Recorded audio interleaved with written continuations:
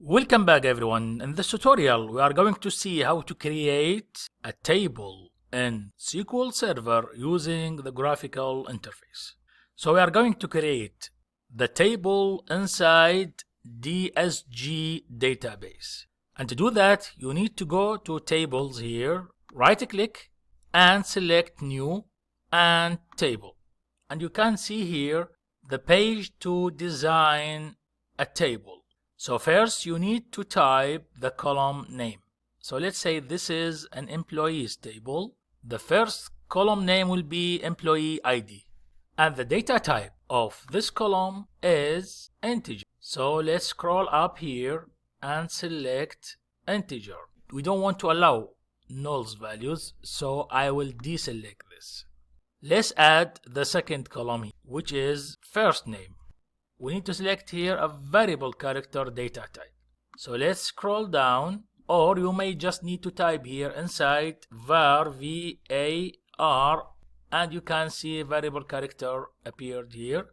Select it, and I need the first name to be 100 character.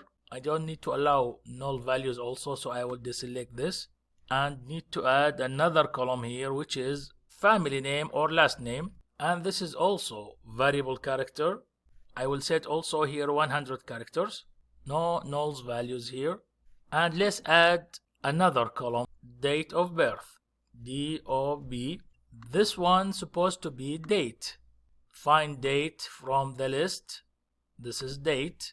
I don't allow nulls values here, so I will deselect it. And you may add as more columns as needed for your business scenario. So what else we can do here? Let's say I want to make employee ID my primary key. So I need to come here in this box, right click and select set primary key to make this a primary key.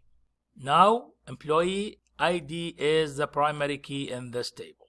And to add a foreign key, you may add here department ID, considering that department table is the independent table that we need to connect this table to that one using the department ID. So let's type here department ID, and this one supposed to be as the same type as the primary key ID in the department table.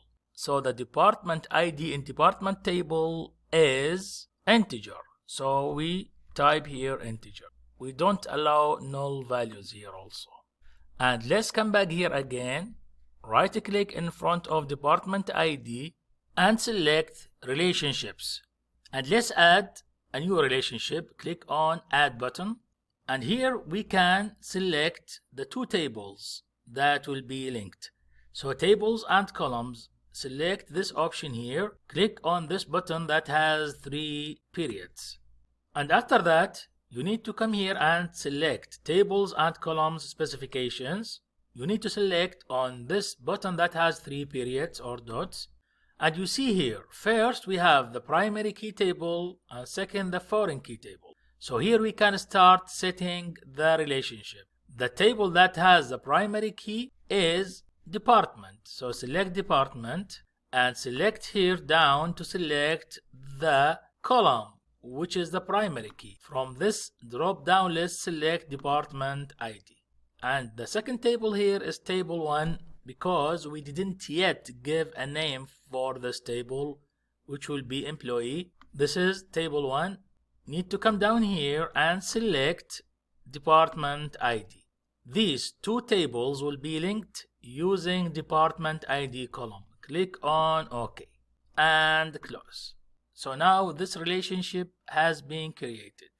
To be sure, let's first save this table. Ctrl S, give a name to this table, employee, click on OK, and yes.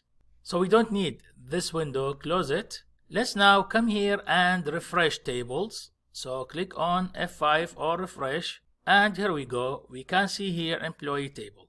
Select first department table and click on keys on this plus sign.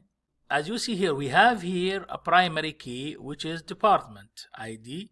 So let's go down and check the keys in the employees table. So select this plus sign in front of employee and select keys, and you can see here that we have two keys. The first one is the primary key for the employee, and the second one is the foreign key, employee department.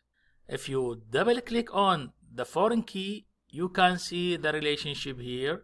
You can see here the foreign key that linked the two tables. And also for the employee, you can select this plus sign to see all the columns included in this table.